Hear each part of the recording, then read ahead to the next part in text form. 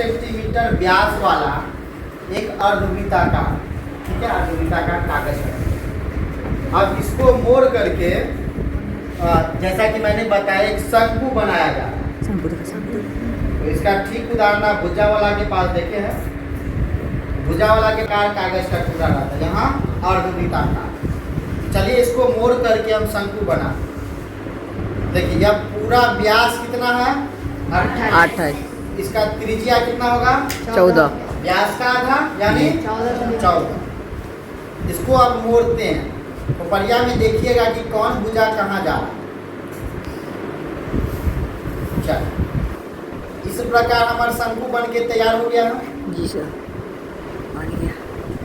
अब देखिए 14 यहीं से यहीं तक था ना जी। तो ये वाला क्या का इसको क्या कहते हैं? शंकु में क्रिया कुचाई। शंकु में इसको क्या कहते हैं? क्रिया कुचाई। इसका मतलब हमारे पास क्रिया कुचाई दे दिया कितना? 14। क्रिया कुचाई मिल गया ना? अब आप एक बात गौर कीजिए, अगर ये जो अर्धवृत्ताकार कागज का टुकड़ा, ठीक है, तो त्रिज्या इसका कितना है? 14। अब इसी को हमने मोड़ करके एक शंकु आकार बनाया। इस शंकु का आधार कैसा? वृत्ताकार। तो पहले हम इसका टोटल लंबाई निकालें, ये वाला टोटल लंबाई निकाल, ठीक है। अब आपके मन में आएगा ये निकालेंगे कैसे? इसको हम फिर से एक बार रिप्रेजेंट करते हैं। ये आपके पास क्या है? अर्धवृत्त, पूरे वृत्त का आधार है ना? जी सर। तो यही ना लंबाई निकालना है, यही। ठीक है ना, एक बार फिर से मोड़ देते हैं। हाँ वही निकाला, ये निकालना है अर्धवृत्त का क्या केवल लंबाई निकालना है आपको? जी सर। तो ये लंबाई पूरे अगर हम वृत्त करते हैं, पूरे वृत्त को लेते हैं, पूरे वृत्त का लंबाई कितना? 2 पाई। इसमें केवल आपको यहाँ से लेकर के यहीं तक का निकालना है। तो ये 2 पाई का कितना? आधा यानी पाई। तो ये जो आपको लंबाई दिख रहा है, इस शंकु, ये जो शंकु बना था, ये कितना है? पाई, ठीक है। तो पाई का हम मान निकाल लेते हैं। 22/7 गुने 8। 8 कितना है? 14। 7 दूनी के 22 गुना 44।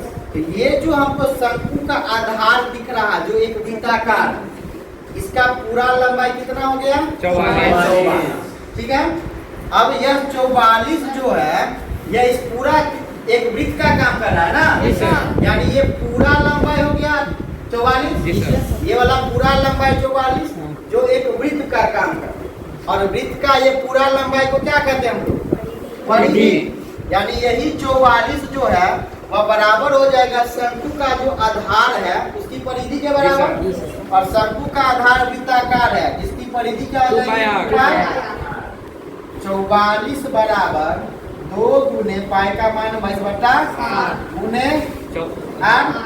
देखिए 22 दूनी के 44 से इसका मतलब 7 इधर भागा में उधर जाकर के आर का मान कितना आ गया? ये जो आर आपको निकला है किसका? इस शंकु के आधार का ना। अब शंकु का हमको त्रिज्या मिल गया। शंकु का त्रिज्या कितना? 7। शंकु का तिर्यक ऊंचाई जो इसकी त्रिज्या थी वही काम कर रहा है। कितना? 14। यहाँ तक कोई आपत्ति? अब तो सारा डेटा मिल न गया। शंकु का अब हमको अगर वक्र पृष्ठ बोलता है तो पाई RL, संपूर्ण पृष्ठ बोलता है तो पाई RL plus pi R square. अब आयतन पूछ रहा है यानी धारिता इस सवाल में। धारिता निकालने के लिए हमको चाहिए 1/3 पाई R स्क्वायर H, यानी R चाहिए और H है ना। R तो क्वेश्चन में है, आगे से आर गंदा यानी H निकाल square minus r R। L का मान कितना? 14। R का मान 14 का स्क्वायर 196 में से 49। इसका आप लगभग में मान निकालेंगे 12 पॉइंट समथिंग आएगा। जी सर। 144 से थोड़ा अधिक है ना, यानी 12.1 या 12.2 के लगभग बराबर है। अब हमको यहाँ से H प्राप्त हो गया। अब R मिल गया, H मिल गया, तो आयतन नहीं निकलेगा? डन